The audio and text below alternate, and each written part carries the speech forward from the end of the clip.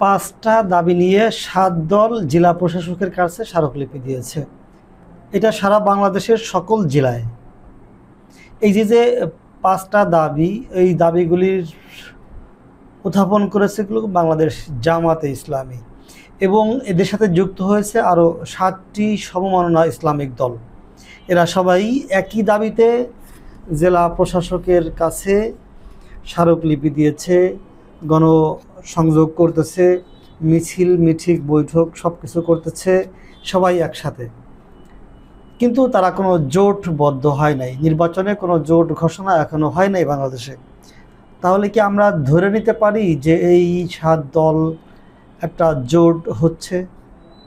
আপনারা জানেন যে বাংলাদেশের ইসলামিক দলগুলির অধিকাংশ নেতারা তাদের বক্তব্যে একটা কথা বলে থাকেন, সেটা হলো যে ইসলামিক দলগুলির ভোট এক বাক্সে যাবে। এটা জামাতে ইসলামীর আমির ডক্টর শফিকুর রহমানও বলেছেন, জামাতে ইসলামীর সেক্রেটারি জেনারেল মিয়া গোলাম পরোয়ারও বলেছেন, বা অন্যান্য নেতারাও বিভিন্ন সময় বক্তব্যে তারা বলেছেন। সেম টু সেম চরমনাই পীর এবং চরমনাই পীরের যে ভাই রেজাউল করিম, এরা কিন্তু ফয়জুল করিম, এরা কিন্তু সবাই এই একটা কথা বলে আসতেছে, ইসলামিক দলগুলির ভোট বাক্স একটা হবে। এখন বিষয় হলো তাদের মধ্যে কি ভিতরগতভাবে কোনো জোট হয়ে গেল, নাকি উপরেই শুধু কথা বলে আসতেছে, নির্বাচনের আগে ঘুরে যাবে? গত 2 দিন আগে হুট করে একটা পত্রিকায় নিউজ করছে, দেখলাম যে চরমনাই পীর বলছে জামাতে ইসলামীর সাথে জামাতে ইসলামীর নেতৃত্বে কোনো জোটে তারা যাচ্ছে না। অথচ আজকের সংবাদগুলি যদি আপনারা দেখেন, আজকের সংবাদ কি বলছে আমি এটা আপনাদেরকে পড়ে শোনাই। 5 দাবিতে ঢাকা জেলা প্রশাসকের কাছে 7 দলের স্মারকলিপি। জুলাই সনদের ভিত্তিতে পিআর পদ্ধতিতে জাতীয় নির্বাচন সহ 5 দফা দাবিতে ঢাকা জেলা প্রশাসকের কাছে স্মারকলিপি প্রদান করেছে বাংলাদেশ জামায়াতে ইসলামী সহ 7 দল। জুলাই জাতীয় সনদের আইনি ভিত্তি ও পিআর পদ্ধতিতে জাতীয় নির্বাচন সহ 5 দফা দাবিতে ঢাকা জেলা প্রশাসকের কাছে স্মারকলিপি প্রদান করেছে জামায়াতে ইসলামী, খিলাফত মজলিস, ইসলামী আন্দোলন বাংলাদেশ সহ 7টি দল। রোববার 12 অক্টোবর দুপুরে দলগুলো ঢাকা জেলার কেন্দ্রীয় নেতাকর্মীদের উপস্থিতিতে স্মারকলিপি তুলে দেন। এখানে একটা গুরুত্বপূর্ণ বিষয় বলা হয়েছে, সেটা হলো আপনারা দেখছেন হিফাজতে ইসলামের আমির মুহিবুল্লাহ বাবুনগরী, তিনি কিন্তু একাধিকবার বলেছেন যে জামাতে ইসলামীকে ভোট দেওয়া যাবে না, জামাত ইসলামের আকীদা নাই, তারা আকীদার খারাপ, তাদের বিভিন্ন ধরনের আকীদা নিয়ে কথা বলেছে।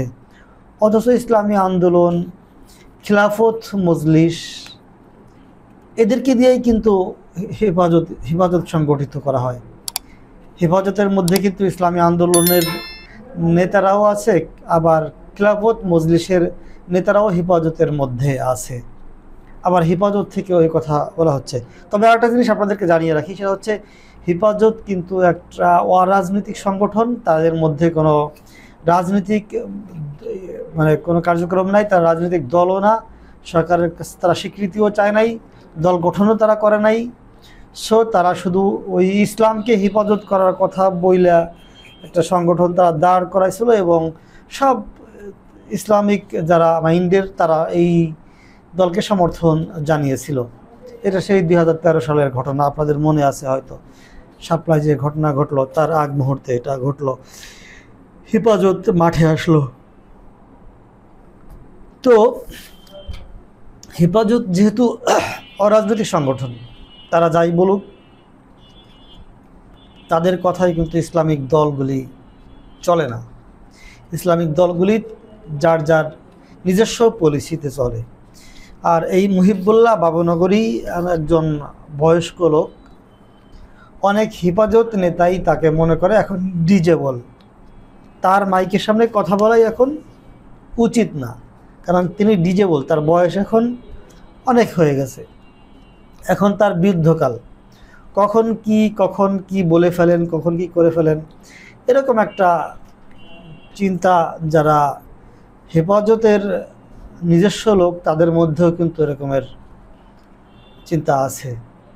এমন অবস্থায় মহিবুল্লাহ বাবুনগরীর কথায় যদি কেউ সাড়া দেয় তাহলে সে হয়তো মূল সংগঠনের সাথে কোনোটার সাথে আমি বলবো যে নাই। আর একটা বিষয় হচ্ছে জামাতে ইসলামীর আকিদা খারাপ, তাদেরকে ভোট দেওয়া যাবে না। ইসলামী আন্দোলনের যে চরমোনাই পীর উনি আবার প্রশ্ন তুলেছেন যে জামাতে ইসলামীর আকিদা খারাপ, তাদের সাথে ভোট দেওয়া যাবে না, কারণ তাদের আকিদায় ইসলামের নীতিতে কিছু ভুলভাল আছে, তবে মূল ইসলামের সাথে তারা যুক্ত।